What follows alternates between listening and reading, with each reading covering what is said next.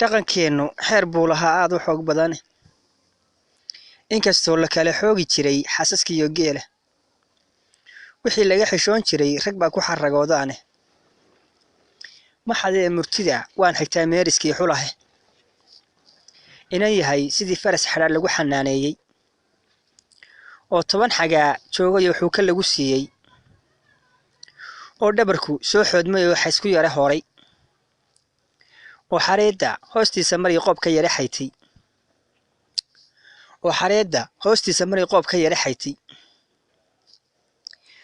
oo xaggiisa cidii aanan dhugan xuur kulay tahayna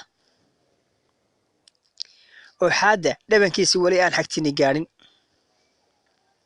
ama geel xadeed iyo ka yimi xaysiimiyo soolka oo xalay hilaaci u baxay qowla wada xaadhay darantiina xiisa u qabiyo dhoodi xabowgeeda xubnahaaga goortaan arkaan dhab u xasuustaaye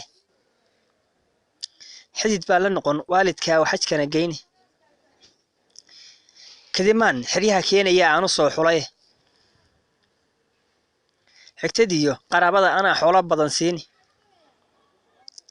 degmadaad xaggeeda eegtay xaafad garanayso doomaan u soo xidhi adiga kugu xasuustaane marka aan xilkaas soo gutaa taaj lagu xidhiye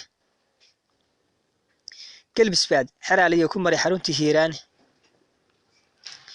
midii uu ismaaciil xarraan kaaga soo xuliye xalin iyo taleex baan ku gen xero daraawiish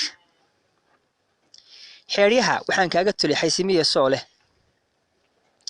xerta soo dhoweynta ku oran xaaxidaa soco xiistoo irmaan baan nirgaha kaaga xigayaaye xoorkaan intaan kaaga rido ku xarfinayaaye sida xuurka aan dhalay ayaan kugu xanaanayni